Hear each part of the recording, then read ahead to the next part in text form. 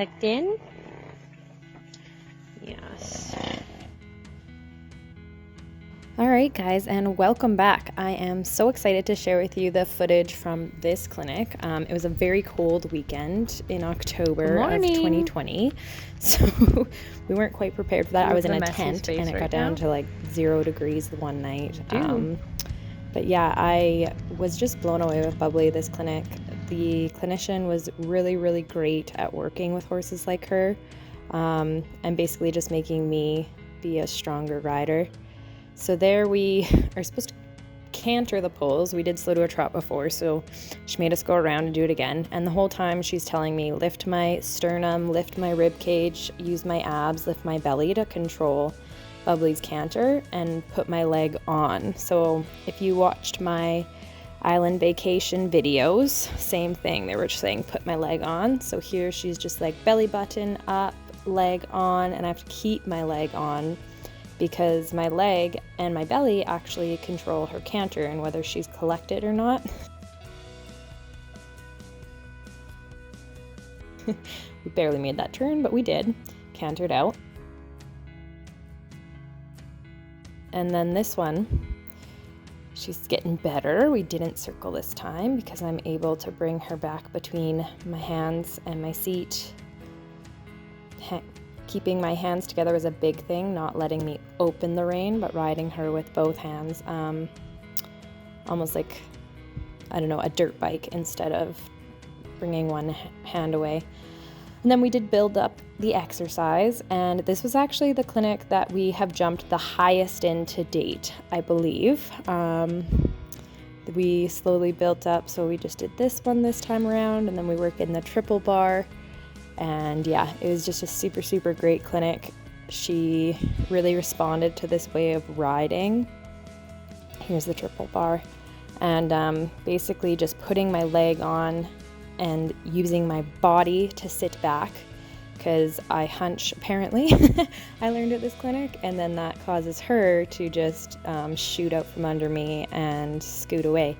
So I had to sit nice and tall, and when I sat tall and waited and let her jump up to me, she was in way more control and didn't rush. Well, really couldn't rush because I was holding my body and not allowing her to. It was a process though. That one was good. And then we go back and forth, but we always had to get that good canter first, which I've always struggled with. Canter is definitely the hardest gait for Bubbly and I. It's been our hardest to date to get control of. So I needed to hold her with my belly button and my leg and then send her that way instead of trying to use reins and everything else. But yeah, we just continue to build up this exercise, and she did so great. And the clinician just keeps telling me to hold my body and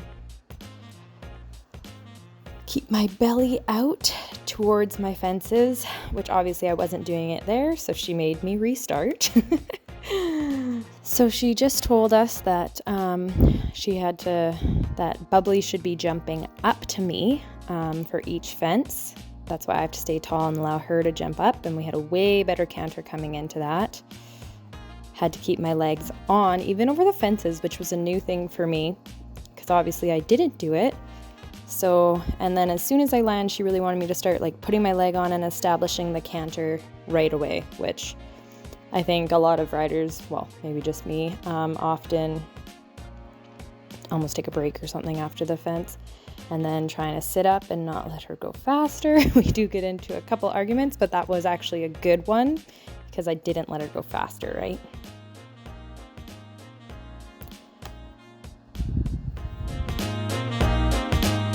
So establishing the canter, getting the canter before we come to the fence. Leg on, but no faster.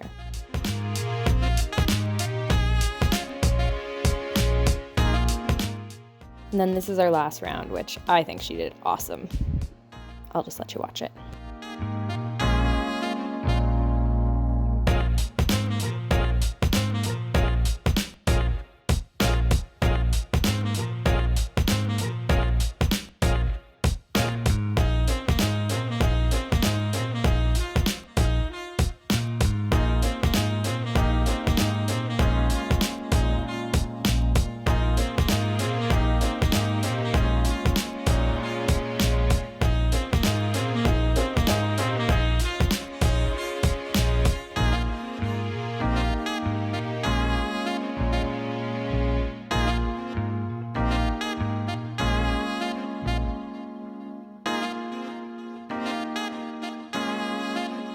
hind legs connected to my belly was something that she said that really stuck. My belly connected to her leg, get her bum underneath us, pick her up. That gives her enough momentum to jump up to me. She was such a good girl, and yeah, we definitely jumped higher than we ever had in a clinic, I think, that day. These pictures are by the wonderful Alexandra's Equine Photography. I'm so thankful to have them. And that brought us to the end of day 1. I was over the moon and so excited for day 2. Just a beautiful day for cross country. So day 2 was actually pouring rain. But by the time we rode in the afternoon, it was just kind of a light little drizzle, so that was good. And then we just kept implementing the same things that we learned in day 1 to day 2.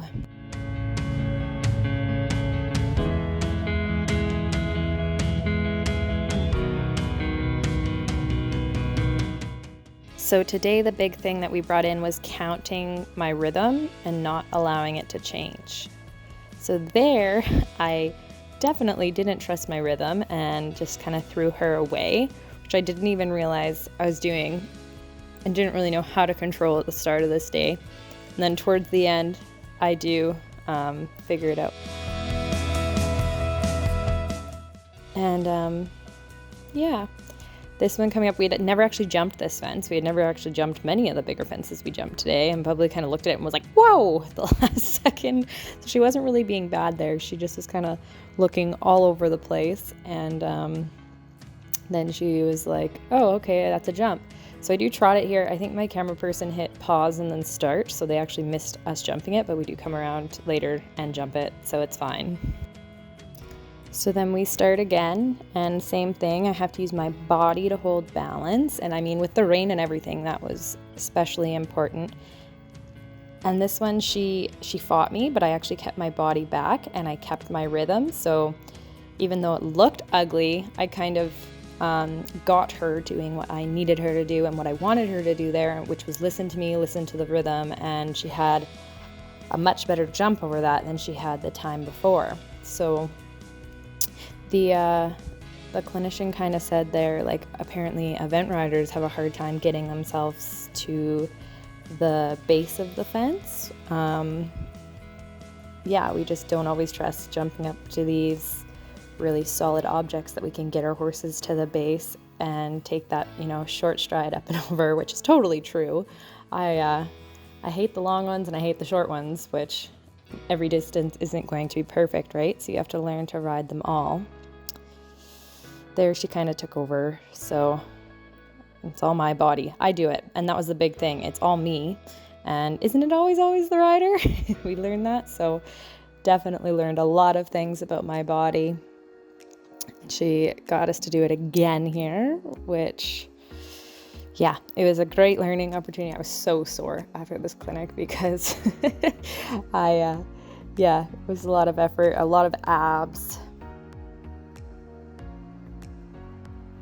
That one wasn't as good as the first one because apparently I was letting my arms go forward a little bit too much.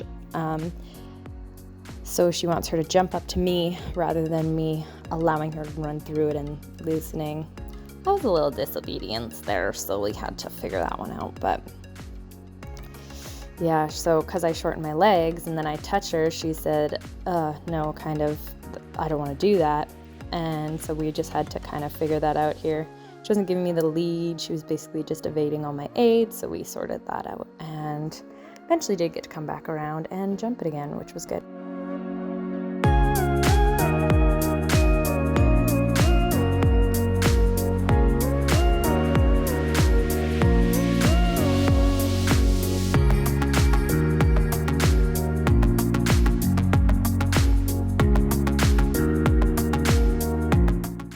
So Bubbly has been ditchy in the past. We actually jumped that house really nicely. But here I was really happy she went right over the small ditch like nothing. We've actually had such a huge problem with that exact ditch if you've watched some of my past videos. And then that was another nice jump over that house. So this time we come around to the bigger ditch and she ran out of kindness for me and said, nah, I don't think I should. So this led to a very long trying to get her to go. She didn't want to go. And this clinician was actually very smart and realized it's a leg thing, it's not a ditch thing. So Bubbly had not been had been behind my leg basically the whole time. Like, she's not actually answering to my aids. So what we did is we had a couple of things here where she didn't want to go.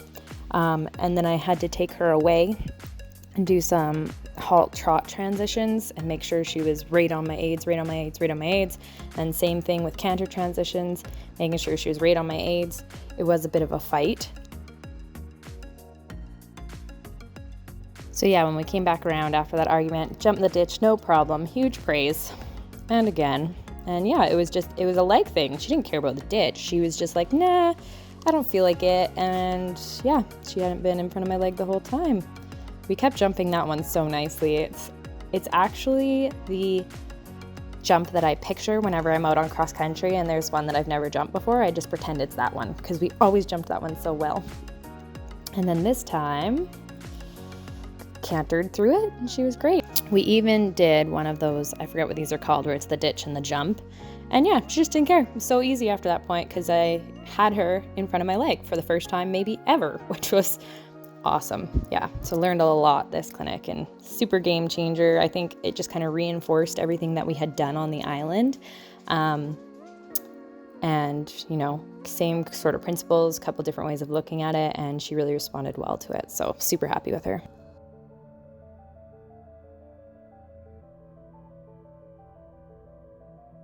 She does still fight me time to time for trying to make her slow down, but, you know, red-headed thoroughbred mares.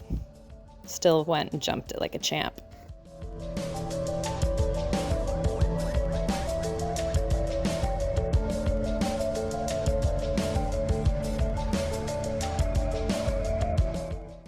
Fun story with this one. This minion jump coming up is what it is. You can't really see from this angle. That had been my goal, our first clinic here at the start of the year, was to jump that fence. And Bubbly had been so crazy at that clinic. She was bucking after the tiniest little logs and stuff, so we never got there. This time around, this was our last kind of ride through. She went to that jump and no problem at all. Had never jumped it before and just went right over it like it was nothing. I was so proud of her. It's just because, you know, like I said, again, she was in front of my legs. She'd figured it out. My body was doing what it was supposed to do. And then even coming around to that log that we just did, I had my body great. And yeah, through the water. Apparently I had to have my leg on more, so she did make us go around and do that again. But it's hard because then it's hard to get these type of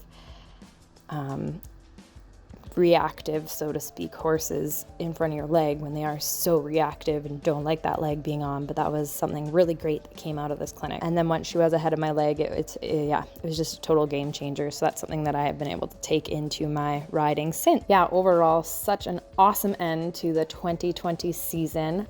She came along in leaps and bounds. I should do a from the start of 2020 to the end of 2020, but we'll see if I get time for that. Yeah, amazing pictures again. Alexandra's Equine Photography, so thankful for that. Thank you so much for watching, you guys, and please like, subscribe, and comment if you have enjoyed this video and would like to see more. We really appreciate it. Thanks.